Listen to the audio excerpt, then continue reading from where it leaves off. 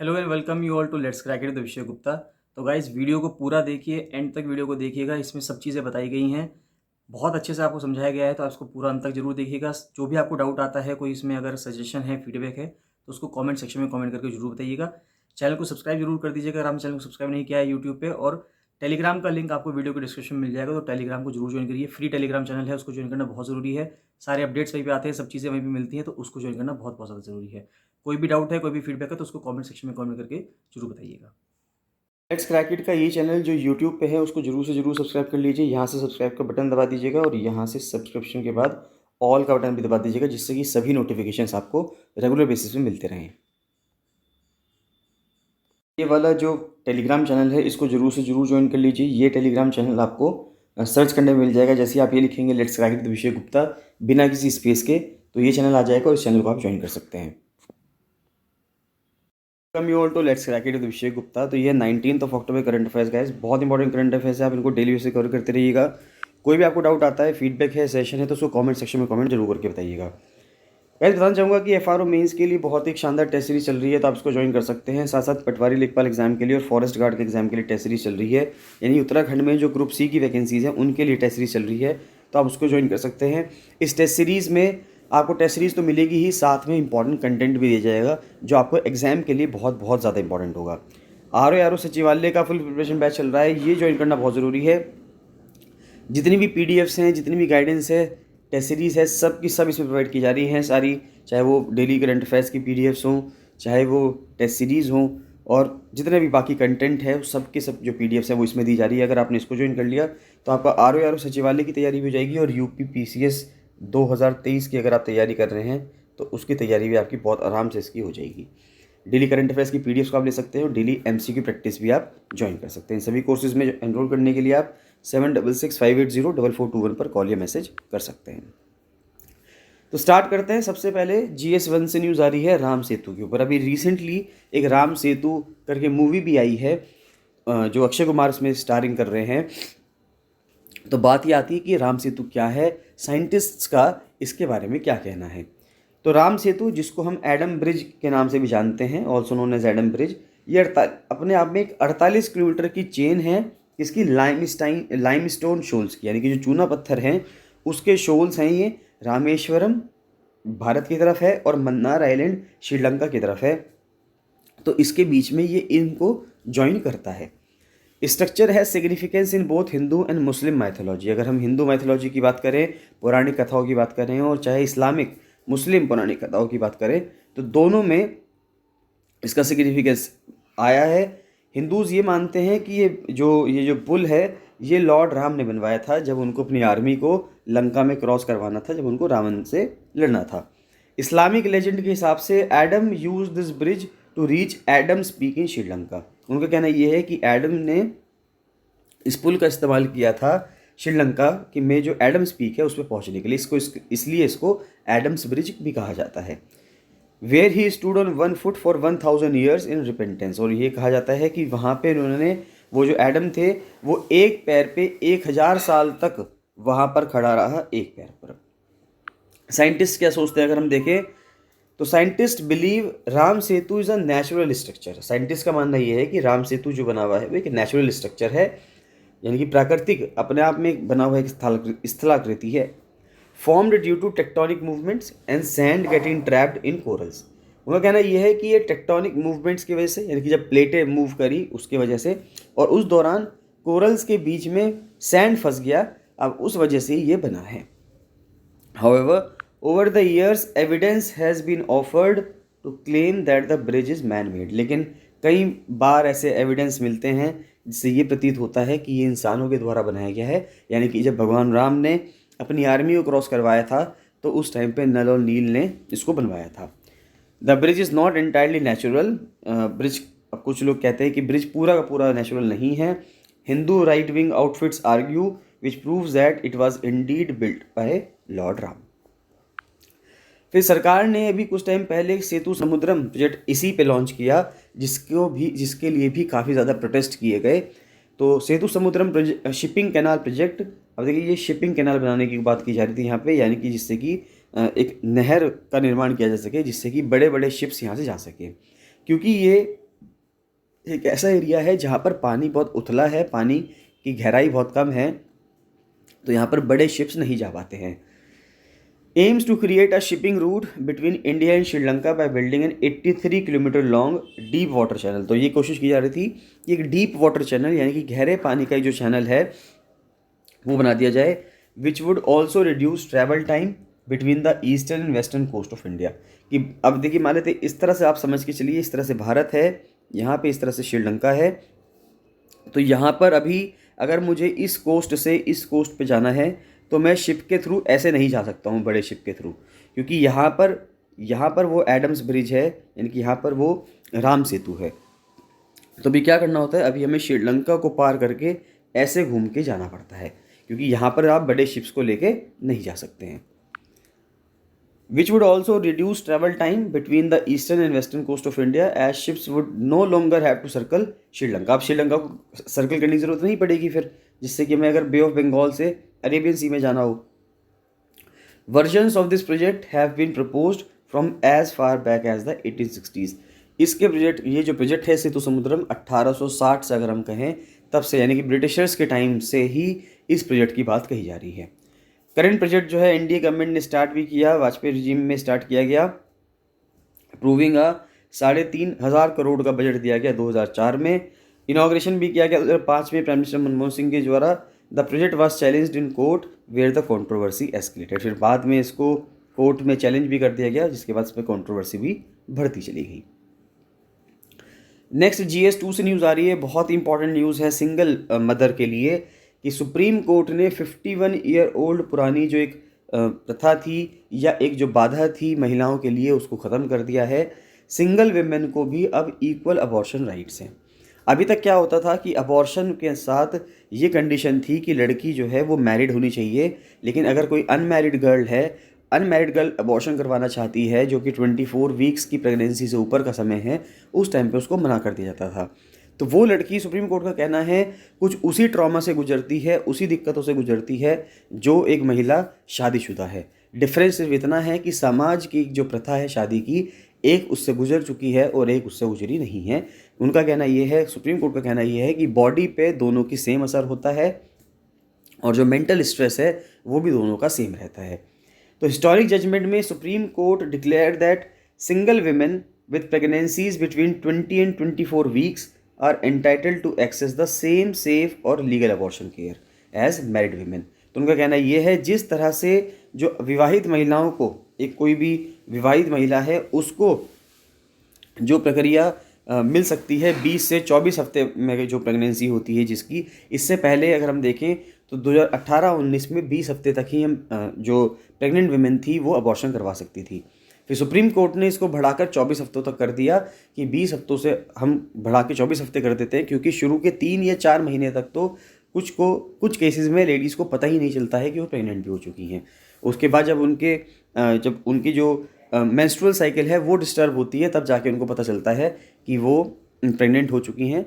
और ये इस टाइम में इतने उनके 20 हफ्ते जो हैं, 18 से 20 हफ्ते निकल चुके होते हैं। मैक्सिमम लेडीज़ को पता चलता है जब उनके 20 से 24 हफ्तों के बीच में होते हैं वे। तो अब जब फीटस 20 से 24 हफ्ते के बीच में होगा तब आप उसको अबॉर्ट करवा सकते हो। और अब सुप्रीम कोर्ट ने ये कह दिया है कि सिंगल विमेन भी इसको आराम से करवा सकती है। Medical termination of pregnancy act, MTP act आया फिर 1971 का, उसने प्रोहिबिट कर दिया था कि अनमैरिड विमेन 20 से 24 हफ्तों के बीच में प्रेगनेंसी को अबॉर्ट नहीं करवा सकती है। तो इसकी वजह से ये दिक्कत आने लगी थी कि जो अनमैरिड विमेन हुआ करती थी उनको किसी जो अनरजिस्टर्ड प्रैक्टिशनर्स थे, जो कोएक्स होते थे, यानी कि जो आप कह सकते हैं कि झोला छाप जो डॉक्टर्स हुआ करते थे, उनसे फिर अबॉर्शन करवाना पड़ता था, यानी कि जिससे कि उनको और ज़्यादा दिक्कतों का सामना करना पड़ रहा था।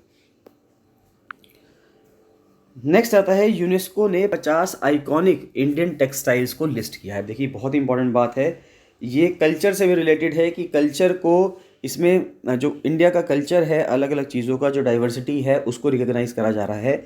और इससे जो इकोनॉमिक्स है वो भी बढ़ेगा, क्योंकि जब किसी चीज़ को यूनेस्को लिस्ट कर देता है तो मान के चलिए कि लोगों के अंदर एक क्रेज़ होता है कि वो भी उस चीज़ को एक बार यूज़ करें। UNESCO released a list of 50 exclusive और iconic heritage textile crafts of the country जैसे कि टोडा एम्ब्रॉयडरी, और सुंगाड़ी है कहाँ से, तमिलनाडु से। फिर हिमरू है कहाँ से, हैदराबाद से। और बंध टाई है और डाई है कहाँ से, संबलपुरी उड़ीसा से। उसके बाद कुछ और आइकॉनिक हैंडीक्राफ्ट टेक्सटाइल्स हैं, जैसे कि नॉर्थ इंडिया से है खेस, पानीपत से, ये ओढ़ने के लिए होता है। फिर चंबा रुमाल है हिमाचल प्रदेश से। थिग्मा या वूल टाई है और डाई है लद्दाख की। और अवध जमदानी है बनारस से, बनारस यानी कि यूपी से। साउथ के लिए अगर हम देखें तो इलकाल और लंबाड़ी ये और बंजारा एम्ब्रॉयडरी है कर्नाटका से। फिर देखिए नाम का अजीब सा है ये, सिकल नया कानपेट कलमकारी जो पेंटिंग, हालांकि कलमकारी पेंटिंग्स बहुत ज़्यादा फेमस भी हैं।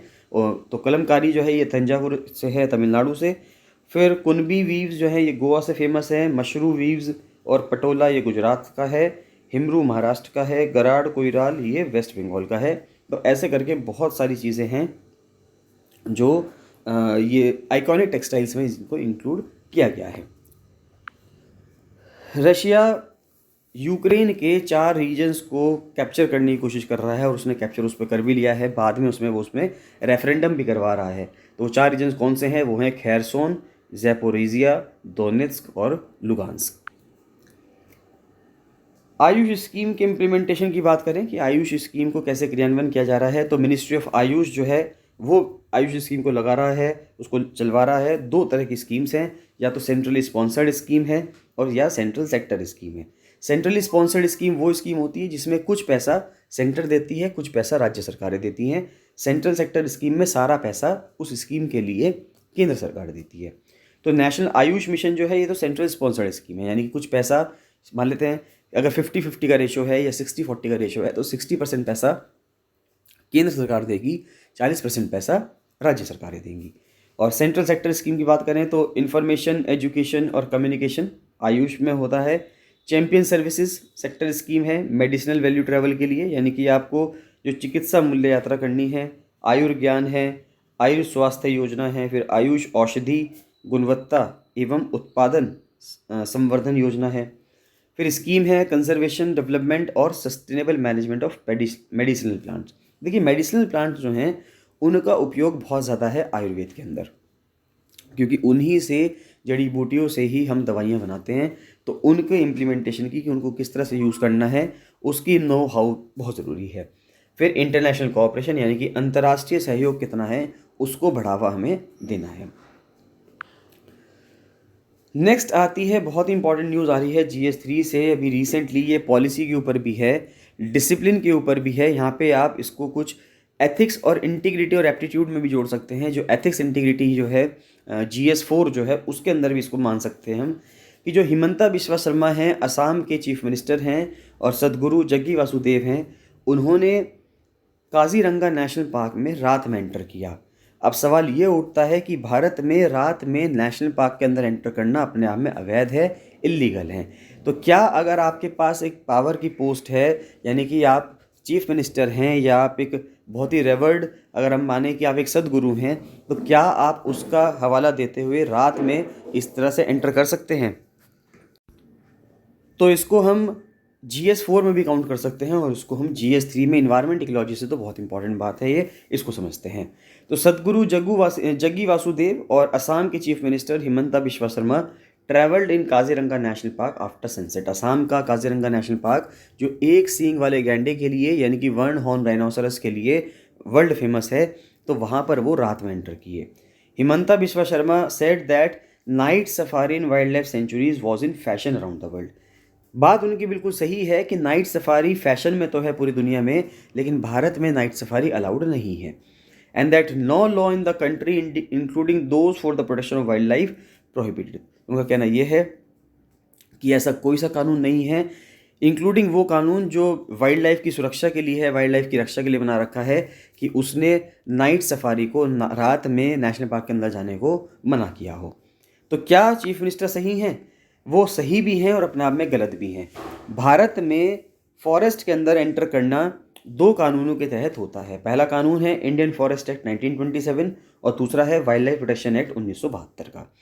तो first applies to all reserve forest and bars trespassing. अब देखिए जो पहला है इंडियन फॉरेस्ट एक्ट 1927, उसके तहत ये जो 1927 वाला एक्ट है, ये जितने भी रिजर्व फॉरेस्ट है सभी पे अप्लाई होता है। और ट्रेसपास करना, ट्रेसपास का मतलब होता है घुसपैठ करने की कोशिश करना, कि आप घुस रहे हैं किसी की टेरिटरी में, तो उसके ऊपर बंदिश लगाता है। Everyone other than people who live in villages inside reserve forest needs permission from the divisional forest officer, DFO. यानी कि जो उस रिजर्व फॉरेस्ट के आसपास के गांव के, उस रिजर्व फॉरेस्ट के जो फ्रिंजेस हैं, उनके गांव में जो लोग रहते हैं वो तो बिना किसी पूछे उस जंगल के अंदर एंटर कर सकते हैं, लेकिन बाहर से आने वाला कोई भी व्यक्ति जब तक डिविजनल फॉरेस्ट ऑफिसर डीएफओ की परमिशन ना ले वो इसमें एंटर नहीं कर सकता, चाहे वो कोई भी पर्पज़ हो, एनी पर्पज़ हो। फिर वाइल्ड लाइफ प्रोटेक्शन एक्ट की बात करें तो ये एम्पावर करता है चीफ वाइल्ड लाइफ वार्डन को किसी भी राज्य के, कि भाई आप कुछ कानून बनाएं जिससे कि टूरिस्ट जो हैं उस प्रोटेक्टेड एरिया में, जैसे कि नेशनल पार्क है, सेंचुरी है, वाइल्ड लाइफ सेंचुरी है, वन्य जीव अभ्यारण्य हैं, वहाँ पर वो आ सकें। इसी एक्ट के तहत 1972 के एक्ट के तहत नेशनल टाइगर कंजर्वेशन अथॉरिटी बनाई गई, एनटीसीए बनाई गई।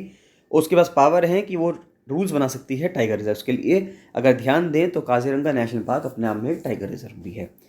तो chief wildlife warden must act with the previous approval of the state government. अब देखिए चीफ वाइल्ड लाइफ वार्डन भी कैसे काम करेगा, गवर्नमेंट से परमिशन लेगा, और अगर खुद ही चीफ मिनिस्टर आ रहे हैं तो उससे बड़ी सरकार क्या होगी, ये मान सकते हैं। No rule once set by the warden can be violated by anyone including superior officers, चाहे वो चीफ मिनिस्टर ही क्यों ना हो। अगर चीफ वाइल्ड लाइफ वार्डन ने कुछ कानून बनाए हैं तो उसको कोई भी उसका उल्लंघन नहीं कर सकता। मान लेते हैं चीफ वाइल्ड लाइफ वार्डन ने ये कहा है कि कोई भी व्यक्ति शाम को 6 बजे के बाद नेशनल पार्क में एंटर नहीं करेगा, तो इसका मतलब कोई भी व्यक्ति है, इसके मतलब चीफ मिनिस्टर भी हैं। या तो सरकार यानी कि जो चीफ मिनिस्टर हैं ये इंस्ट्रक्ट करें उस दिन के लिए कि भाई आज से आप टाइमिंग को चेंज कर दो, रात में नाइट सफारी अलाउ कर दो। अगर चीफ वाइल्ड लाइफ वार्डन ने रात से नाइट सफारी अलाउ कर दी तो अगर कोई भी पर्सन अंदर जा रहा है तो फिर कोई दिक्कत नहीं होनी चाहिए। A chief minister can direct the chief wildlife warden to modify और make certain rules. Chief minister आपको डायरेक्ट कर सकता है, चीफ मिनिस्टर का हक है, राइट है उनके पास। लेकिन कोई भी वायोलेशन होना जो इस टाइम पे रूल है वो अपने आप में पेनल्टी के अंडर आता है। मान लेते हैं कि सिर्फ मैं इस वजह से किसी नेशनल पार्क के अंदर रात में एंटर कर जाऊं क्योंकि मैं चीफ मिनिस्टर हूं, तो ये अपने आप में गलत है। रूल्स अगर हैं तो वो सबके लिए हैं, डेमोक्रेटिक सेटअप में रूल्स जो होते हैं वो सभी के लिए होते हैं। तो काजीरंगा के लिए क्या कानून था अगर हम देखें तो जैसे ज़्यादातर नेशनल पार्क में है, टाइगर रिजर्व में है, काजीरंगा में भी सनसेट होने के बाद, सूरज छुपने के बाद एंट्री अलाउड नहीं है। It remains unclear if that rule has been modified. अब ये नहीं पता है कि क्या रातों रात वो रूल चेंज किया गया था क्या। नेक्स्ट आता है कि what is the policy in wild life parks around the world. तो पूरी दुनिया में कैसे कैसे हैं अगर हम देखें तो while the scope for legally permitted night safaris include sanctuaries and national park is limited in India. Bharat में तो बहुत लिमिटेड है, लेकिन अफ्रीका के अंदर आप जाएंगे और वहाँ पे प्राइवेट कंसेशंस के रूप में आप, चाहे वो बोत्सवाना के जंगल हो, साउथ अफ्रीका के हों, Tanzania, Kenya, Zimbabwe, Namibia, Zambia, इन सब के जंगलों में आप रात में भी जा सकते हैं। वहाँ पर इन सब चीज़ों को अलाउ किया हुआ है। नाइट बोट सफारीज भी दी गई हैं जिससे कि आप केमेन को, जो एक बहुत बड़ा अपने आप में क्रोकोडाइल होता है, उसको आप वहाँ पे स्पॉट कर सकते हैं। और अमेज़न रिवर के अंदर पेरू से लेके ब्राज़ील तक वहाँ पे इस सब चीज़ को अलाउ किया हुआ है। घर के आसपास देखें तो सिंगापुर में भी अगर हम देखें तो वहाँ पर भी world first nocturnal wild life park बनाया गया है, यानी कि रात में जो जीव जागते हैं, नॉक्टर्नल एनिमल्स हैं, उनके लिए वाइल्ड लाइफ पार्क बना है, वहाँ पे लोग विजिट कर सकते हैं। So why are night safari generally not encourage in India. बात ये आती है कि भारत में इनको एनकरेज क्यों नहीं किया गया। ये इसलिए नहीं किया गया क्योंकि वहाँ पर अफ्रीका के अंदर बहुत सारे प्राइवेट रिजर्व्स भी हैं, भारत में प्राइवेट रिजर्व का कॉन्सेप्ट नहीं है। India does not have private forest. जब भारत में प्राइवेट फॉरेस्ट नहीं है तो ये चीज़ें आएंगी कैसे। प्रैक्टिकल रीज़न तो ये है कि night safaris are not encourage in the country, क्योंकि वहाँ पे हमारी टोपोग्राफी भी ऐसी है कि हमारे यहाँ ऊबड़ खाबड़ वाला क्षेत्र है, तो रात में कुछ भी मिस हैपनिंग हो सकती है। अफ्रीकन सवाना में वेजिटेशन की कमी है, जिसकी वहाँ से सरप्राइज एनकाउंटर कि रात में अचानक से आपके ऊपर हमला हो जाए, ऐसा बहुत कम देखने को मिलता है वहाँ पे आपको 360 डिग्री व्यू मिलता है, कैमराज हैं अच्छे से जिससे कि आप वहाँ पे रात में इस्तेमाल कर सकते हैं। भारत में अगर हम देखें कि भारत में जो फॉरेस्ट हैं ज़्यादातर वो डेंस हैं, बहुत घने ट्रॉपिकल वेजिटेशन के हैं, जहाँ पे वाइल्ड लाइफ को रात में देख पाना बहुत मुश्किल है। दिन में ही देख पाना बहुत मुश्किल है, रात में तो वो आपको क्या दिखेंगी। नेक्स्ट आता है all quite on the Maoist front. तो माओवादियों के फ्रंट के ऊपर, माओवादियों के ऊपर एक आर्टिकल आया न्यूज़पेपर में, तो उसको समझते हैं। फॉल हुआ है बूढ़ा पहाड़ का। तो बूढ़ा पहाड़ करके एक एरिया है, ये कमांड सेंटर था CPIM का जंगल्स में, किसके, झारखंड छत्तीसगढ़ बॉर्डर पे। ये बहुत लंबे समय से माओवादियों के, नक्सलवादियों के अंडर में रहा करता था ये एरिया। अब जाकर ये एरिया भारत सरकार के या भारतीय फौजों के अंडर आया है। Signifies the border trend, the ultras are on the retreat across the country. तो ये माना जा रहा है कि ये जो उग्रवादी हैं अब ये देश भर में पीछे हट रहे हैं, ऐसा माना जा सकता है। जो बूढ़ा पहाड़ है के हिल्स हैं, ये एक फॉरेस्टेड एरिया था, जंगल का क्षेत्र था, जो 50 स्क्वायर किलोमीटर एरिया में फैला था। और लातेहार और जो गढ़वा डिस्ट्रिक्ट है झारखंड के, और बलरामपुर जिला है छत्तीसगढ़ का, उसके टाई जंक्शन पर था।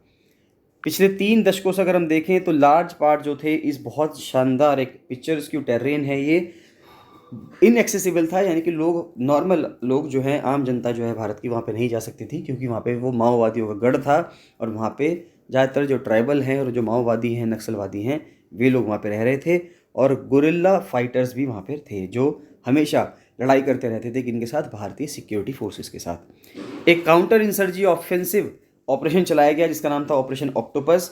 इसको CRPF की टीम ने, जो एलीट कमांडो बटालियन है, रिजोल्यूट एक्शन कोबरा यूनिट ने, झारखंड जगुआर ने, और डिस्ट्रिक्ट पुलिस ने गढ़वा और लातेहार की, उसने हाल ही में बूढ़ा पहाड़ को माओइस्ट के कंट्रोल से आज़ाद करवाया। 2004 में देखें, 2 आर्म्ड विंग्स थी, people's war group in Andhra Pradesh और माओइस्ट कम्युनिस्ट सेंटर झारखंड की, उसने मिलकर CPIM को बनाया था, जो भारत में क्या है, बैंड है। 2006 में प्राइम मिनिस्टर मनमोहन सिंह ने कहा था कि भारत सबसे बड़े एक चैलेंज से जूझ रहा है, और वो भारत का सबसे बड़ा चैलेंज क्या है, वो है इंटरनल इंसर्जेंसी, जो माओवादियों या नक्सलवादियों के रूप में हो रही है। रेड कॉरिडोर की अगर हम बात करें तो रेड कॉरिडोर में जो कॉन्फ्लिक्ट है उसके वजह से अब तक 16,500 से भी ज़्यादा सिक्योरिटी पर्सनल्स की जान जा चुकी है पिछले 40 सालों में, और 3,000 माओइस्ट जो हैं वो मारे जा चुके हैं पिछले 20 सालों में। लैंड यूज़ देखें अगर हम ऑर्गेनिक फार्मिंग के तहत, यानी कि जो जैविक खेती है उसके तहत कितना लैंड यूज़ हो रहा है, तो एट प्रेजेंट 59 लाख हेक्टेयर ज़मीन जो है वो ऑर्गेनिक फार्मिंग के तहत आ चुकी है। भारत की 4थी रैंक है पूरी दुनिया में, जहाँ पर हमें सर्टिफाइड एरिया है हमारे पास, किस चीज़ के लिए, ऑर्गेनिक एग्रीकल्चर के लिए। तो देख लेते हैं, तो ब्रांड्स कौन कौन से हैं जो परंपरागत कृषि विकास योजना के तहत बनाए गए हैं, ये इंपॉर्टेंट बात है। परंपरागत कृषि विकास योजना के तहत मध्य प्रदेश से ब्रांड का नाम निकला है मेड इन मांडला, उत्तराखंड से निकला है ऑर्गेनिक उत्तराखंड, ये बहुत इंपॉर्टेंट है, सवाल पूछ सकते हैं आपसे। तमिलनाडु से है तमिलनाडु ऑर्गेनिक प्रोडक्ट, महाराष्ट्र से है सही ऑर्गेनिक, नासिक ऑर्गेनिक, और गाढ़ चिरोलिया ऑर्गेनिक फार्मिंग। झारखंड से आती है जैविक झारखंड और from the land of Jharkhand. Chhattisgarh से है आदिम ब्रांड ऑफ भूमि गढ़ी FPO और बस्तर नेचुरल्स। उसके बाद आता है पंजाब से 5 रिवर्स, त्रिपुरा से है त्रिपुरेश्वरी फ्रेश, इस नाम से परंपरागत कृषि विकास योजना के तहत प्रोडक्ट्स निकाले गए हैं।